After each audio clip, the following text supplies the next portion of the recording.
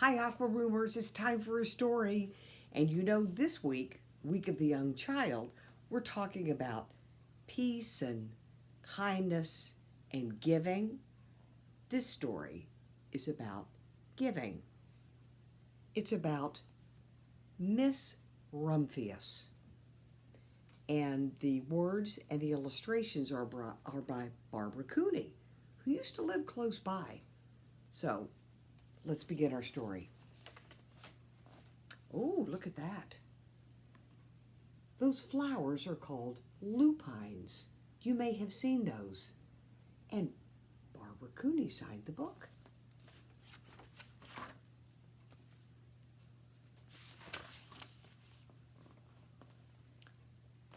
The lupine lady lives in a small house overlooking the sea.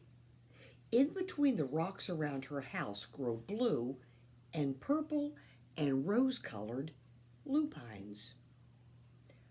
She is little and old, but she has not always been that way. I know. She is my great aunt, and she told me so. Once upon a time, she was a little girl named Alice who lived in a city by the sea. From the front stoop, she could see the wharfs and the bristling masts of tall ships. Many years ago, her grandfather had come to America on a large sailing ship. There she is.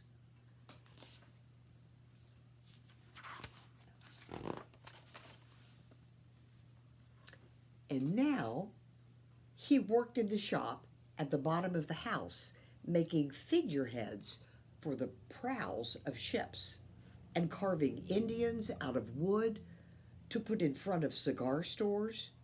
For Alice's grandfather was an artist. He painted pictures, too, of sailing ships and places across the sea. When he was very busy, Alice helped him put in the skies. See?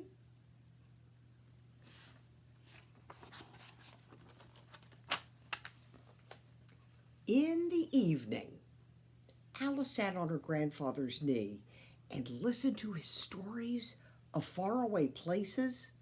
When he had finished, Alice would say, "When I grow up, I too will go to faraway places, and when I grow old, I too will live beside the sea."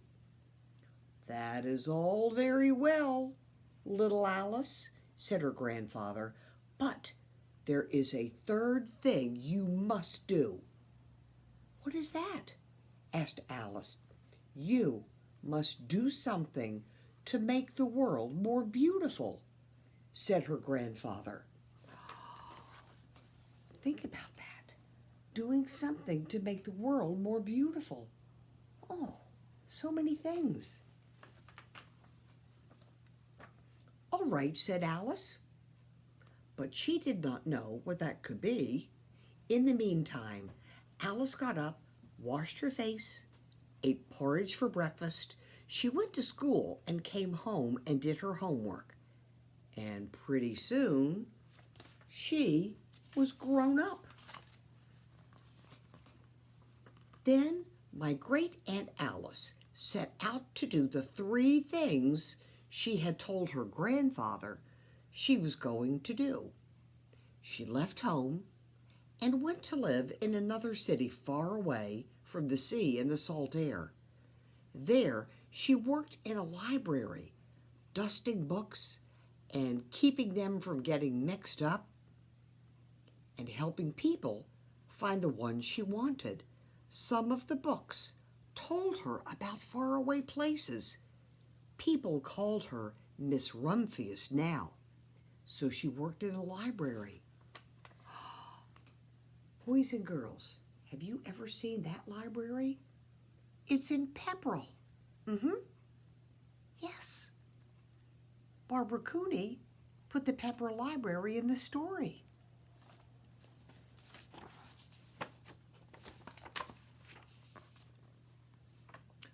Sometimes she went to the conservatory in the middle of the park. When she stepped inside on a wintry day, the warm, moist air wrapped itself around her, and the sweet smell of jasmine filled her nose. "This is almost like a tropical isle," said Miss Rumphius, "but not quite."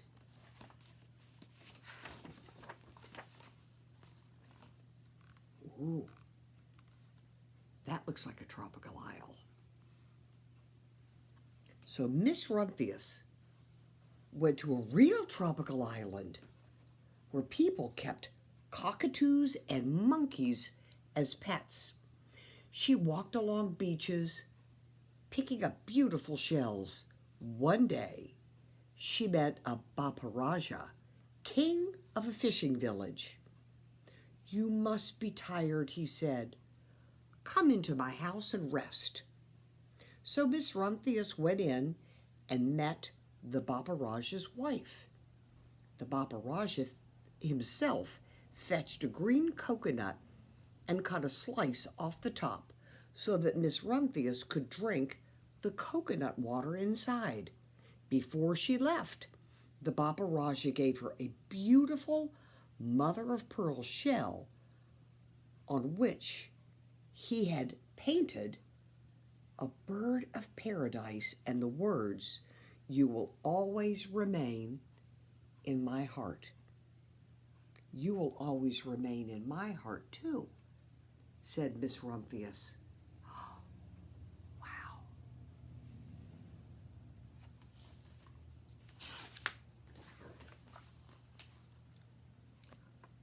Oh my goodness. What is she doing? Is she climbing a mountain? And now is she riding a camel?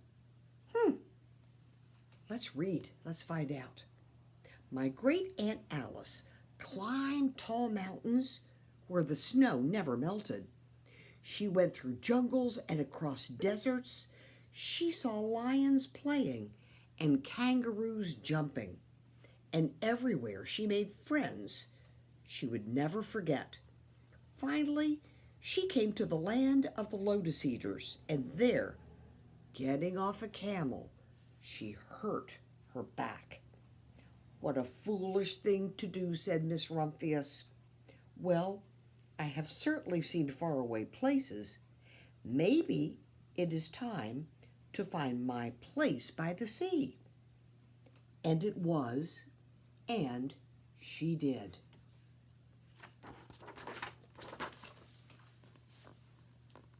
Oh.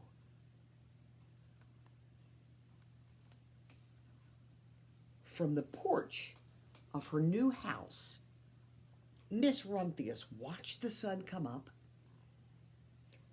She watched it cross the heavens and sparkle on the water. And she saw it set in glory in the evening. She started a little garden among the rocks that surrounded her house, and she planted a few flowers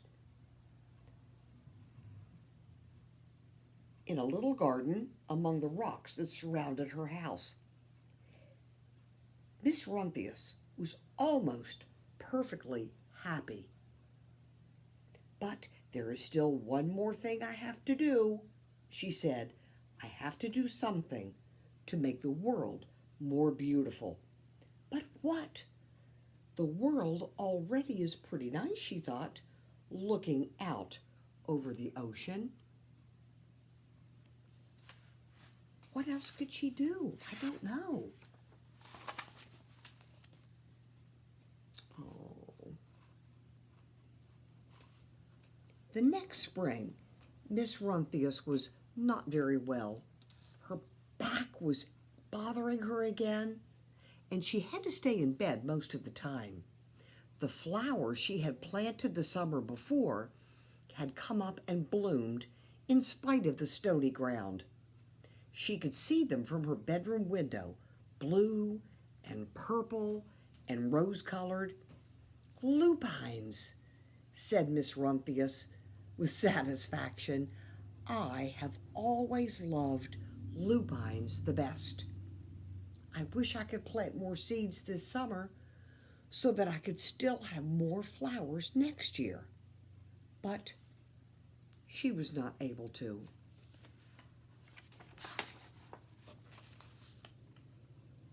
After a hard winter, spring came. Miss Rumphius was feeling much better. Now she could take walks again. One afternoon, she started to go up and over the hills where she had not been in a long time. "I don't believe my eyes," she cried when she got to the top, for there on the other side of the hill was a large patch of blue and purple and rose-colored lupines.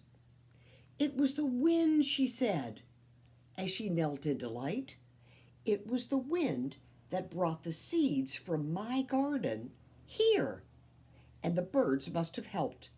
Then Miss Rumphius had a wonderful idea. She hurried home and she got out her seed catalogs. She sent off to the very best seed house for 5 bushels of lupine seeds. All that summer, Miss Rumphius, her pockets full of seeds, wandered over fields and headlands, sowing the lupines. She scattered seeds along the highways and down the country lanes. She flung handfuls of them around the schoolhouse and back of the church. She tossed them into the hollows and along stone walls. Her back didn't hurt her anymore at all. And now some people called her that crazy old lady. I think that would be fun, to have your pockets full of flower seeds and walk and toss them. Yeah. The next spring, oh look, there were lupines everywhere. Oh my goodness. Do you see? Fields and hillsides were covered with blue and purple and rose-colored flowers. They bloomed along the highway, down the lanes. Bright patches lay around the schoolhouse and the back of the church. And down the hollows and along the stone walls grew the beautiful flowers. Miss Rumphius had done the third and most difficult thing of all. My great-aunt Alice, Miss Rumphius, is very old now. Her hair is very white. Every year there are more and more lupines. And now they call her the Lupine Lady. Sometimes my friends stand with me outside her gate, curious to see the old lady who planted the fields of lupines. When she invites us in, they come slowly. They think she's the oldest woman in the world. Often she tells us stories of faraway places. When I grow up, I tell her, I too will go to faraway places and come home to live by the sea. "That is all very well, little Alice," says my aunt, "but there is a third thing you must do." "What is that?" I ask. "You must do something to make the world more beautiful." "All right," I say. So, think about that. What could you do to make the world more beautiful? You could give something. Kindness makes the world more beautiful. Flowers make the world more beautiful. Good thing to think about. I hope you like the story, boys and girls. Bye. Thank you.